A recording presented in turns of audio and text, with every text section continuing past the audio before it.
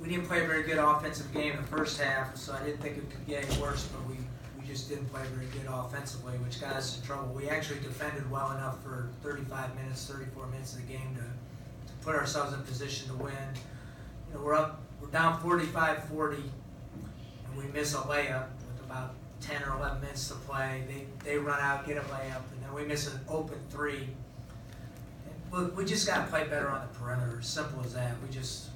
You can't shoot 33% and make 22 turnovers and expect to beat anybody, really. So we just have to go back to the drawing board. I thought, you know, when we hit Pitt in the mouth early, I thought they kind of buckled up and just made it just a toughness game, and I thought they kind of out-toughed us a little bit. We did a good job around the rim defensively, I thought. But we just lacked a little bit of discipline really to play better. It's a little misleading. You know, I felt like the last 8-10 minutes we weren't very good, but we were right there. We just didn't make enough plays. Keith, did you feel like defensively, I mean, Johnson's been so good for them. Did you feel like that was kind of a key? And how did you feel like you guys were able to keep him from driving on you like he has on so many teams? Well, that's why I want to play big. I think if you play big, you can be a better defensive team because you can cover mistakes at the rim. And Amari Kelly, you know, he fouled, but he showed the ability to block shots at the rim. And Mike Hughes just had to improve his discipline at the rim. But our guard play's got to be better than that if we're going to win. I mean, they did a decent job defensively, but not a very good job offensively. Credit to Pitt, you know, they built their program at the defensive end and solely at the defensive end. They're really good defensively. Their numbers don't lie. You look at their numbers; they're a good defensive team. They're very good 1 through 4 guarding the ball. We tried going inside on them. We had some success there, and then we had trouble getting it there. And then we tried to spread them out and drive them, and we had trouble driving them. So, you know, they'll win their share of games just because they play pretty good defense. They're going to run into issues again, like when they have trouble scoring, which at times tonight they did. And then they just popped a couple on us. So, overall, they're a good team. I give them credit. He's done a good job with them. Keith, did you sense anything offensively during that last 10 minutes or so, frustration or anything like that kind of maybe contributed to the struggle? Yeah, I'm sure we were a little frustrated. You know, when the ball doesn't go in the basket, guys get frustrated. And, the thing that disappointed me is you just have to be more competitive when you get smacked. You just have to play to the bitter end. That's a disappointing thing. But you can't have your perimeter guys go 1 for 9, 3 for 10, 1 for 6, 1 for 7 and expect to win. They're better shooters than that, but credit Pitt, they made shots difficult. And we didn't go enough inside out on them to really help ourselves. When we did, Mike Hughes went 9 for 11. They tried to double us early, and we hurt them with that, so they quit doubling. But we couldn't consistently get the ball down in enough to really help ourselves. They won the battle of the perimeter, and we couldn't get them inside, so that's why they won the game. Keith, how much did not having Marcus Weathers affect you guys tonight? The question was about Marcus Weathers. Did it affect us? I mean, I'm not going to make excuses, but he's one of our toughest guys. He's a tough kid. He's strong. The bigger issue is we don't have a lot of guys that have played that 4 spot, so it forced us to play some people that really hadn't played there that much. Like Rotroff has played mostly at the 5. We have got him some minutes at the 4. Kelly hasn't played any at the 4, and Bizot wasn't quite ready to play a lot tonight, so that forced us to play small. And we got 2 fouls on Williams early, so that kept him out of the game in the first half. So did it affect us? Yeah, but that's why you have 13 scholarship guys. You can't. Every team goes through that. But I think this was a battle of toughness tonight. This game was going to come down to who was the tougher team, and not having him hurt us in that regard.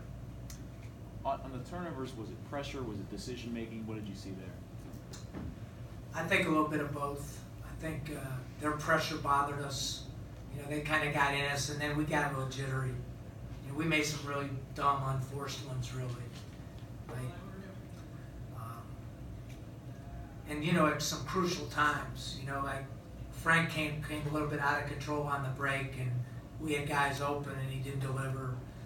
Our big guys made some unforced ones, I thought. you just can't make that many in a game like that. But again, that's coaching. We have to keep working with our guys and get them better and get them used to playing in big games. I think that's probably the biggest struggle for Duquesne is they haven't been in a lot of big time situations. They haven't been in championship games. They haven't been in the NIT. They haven't been in the NCAA. I guess we now, right? We haven't been in the NIT, the NCAA. So we have to be, the more times we're in these games, the better we'll play. And we'll figure out, what we have to do to win. The personnel's different, Keith. Obviously, there's a new coach in place, but how different was the Pitt team that you saw out there from the one that you saw last year? Well, I mean, they're different style coaches. Coach Stallings is a finesseful guy that is a little more offensive oriented. This team's more like Duke. I thought we did a pretty good job in transition. I thought that was one of the keys to the game was transition, keeping them in front, keeping them off the foul line.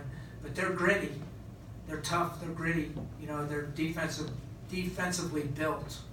So that's the kind of teams I like. I like to score. As crazy as it sounded, I liked how low it was early on. I didn't like how it finished up. But I don't mind a 58-50 game with them. That's kind of what I expected. So I think they're a good team. I think he's done a good job of fitting pieces together, and you can tell that he's kind of imposed his will on them by who he's playing and who he's not playing. Considering that you did have a size advantage at the 4 most of the game, were you surprised that they out-rebounded you? I mean, we haven't been a tremendous rebounding team yet this year. Their rebounding numbers are good. I mean, they're athletic guys. I mean, they're playing 3 or 4, 6'4", 6'5" guys, 6'6" guys. So a lot of times it's not the size; it's physical strength, it's quickness to the ball. I thought in key parts when the game was close, they out-scrapped us for loose balls. Like we blocked a couple, we didn't come up with loose balls, which is deflating, and that's an issue. Like they made 3 threes. I think they made 2 of them in the last probably 8 minutes of the game, right? So we knew that we thought if they didn't make threes, we're in pretty good shape. But the rebounding part, I mean, we got 13 offensive rebounds. They got 15. We've been a very poor defensive rebounding percentage team all year. So that's something we have to fix. You talked about the guard play offensively. Do you think there was a lack of patience maybe, not letting the ball reversal? I think young teams, inexperienced teams, make bad decisions with understanding, when to go and when not to go. They did a better job than than we did. I think that was a problem, and we talked a lot about it. Like one of the top keys for the game was shot selection and turnovers, because really shot selection is a turnover as well. So, look, we just have to live with some of our stuff and hold them accountable, and they have to get better. But I think Pitt pressured us into some of those, and the stage probably got us a little bit as well.